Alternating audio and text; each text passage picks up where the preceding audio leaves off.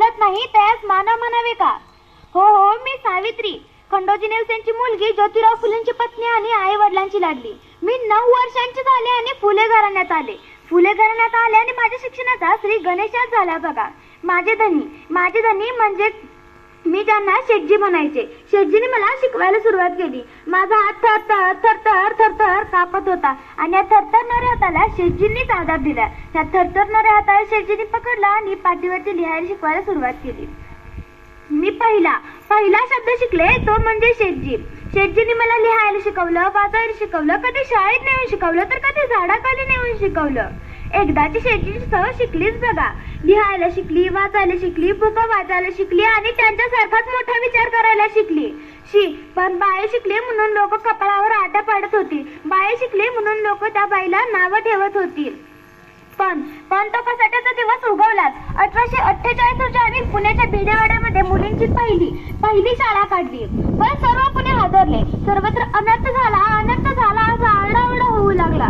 पण आमचे शेठजी मात्र प्रत्येक घरोघरी जाऊन प्रत्येक मुलाला एकत्र करत होते. त्यांच्या माय बापाला समजावून सांगत होते. पण अक्षराच्या आड्या होऊन त्या नवऱ्याच्या जीवनाच्या ताटात पडतात असं म्हणणार त्या सनातन लोकांना ते समजणाऱ्यातलं नव्हतं. त्या शिक्षकांना ते वाईट टाकण्याची धमकी दिली जात होती.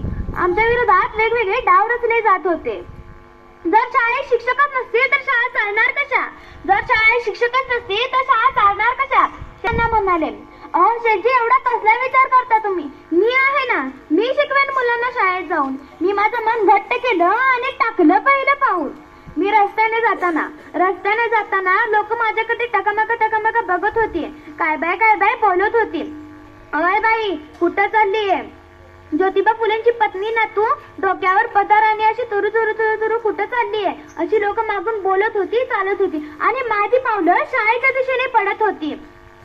तुम्हाला सांगू का, मी शाळेत जाताना कोणी माझ्यावर चिखल फेकला, कोणी दगड फेकला, कोणी टोमणी मारायचं तर कोणी फिदी हसायचा. मी शाळेत गेल्यावर त्या मुलीचा चेहरा बघून माझे मन घट्ट झाले. मी शिकवायला सुरुवात केली. त्या मुली पाटीवर पेन्सिलने लिहत होत्या, जसे स्त्री जातीचा भवितव्यच लिहिताल बघा. मी मनात म्हणलं, आज या पोरी शिकतील, पुढे एवढं मोठं काम करतील की त्या समाजात स्त्री जातीचा दर्जाच वाढवतील बघा. एक दिवस जर एक माणूस माझ्या पुढे येऊन म्हणतोय कसा, मागं फिरायचं. काय ग, कुठं चालली? एवढा तिथपर्यंत बाईच्या जातीला बरा काय? मागं फिरायचं, नाहीतर तुझे अब्रू शाबूत ठेवायचं नाही. मागं फिरायचं. आस्सा घेतला खचकन हाताने म्हणलं, का रे भावांनो, तुमचं सर्व काही बाईच्या अब्रूजवळ येऊन थांबतं का रे? आस्सा घेतला खचकन हाताने दिली त्याच्या चौपाडीत. तेव्हापासून माझा समाजात सर्वांवर धाक बसला. एवढं कणखर तर बाईच्या जातीला असावंच लागतं, नाहीतर माणसं तिला असंच माघारी करतात. त्यानंतर दिवसा मागून दिवस गेले आणि 4 वर्षात आमच्या 18 शाळा झाल्या बघा.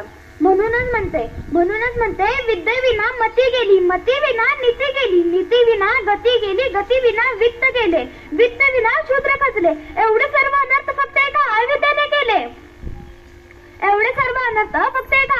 केले. म्हणूनच म्हणते स्त्रीला शिकवा, तिला विचार करायला वेळ द्या. विद्येमुळे मनुष्यत्व येते व पशुत्व हटते. लक्षात ठेवा. एवढे बोलून ही सावित्री तुमचा निरोप घेते. धन्यवाद.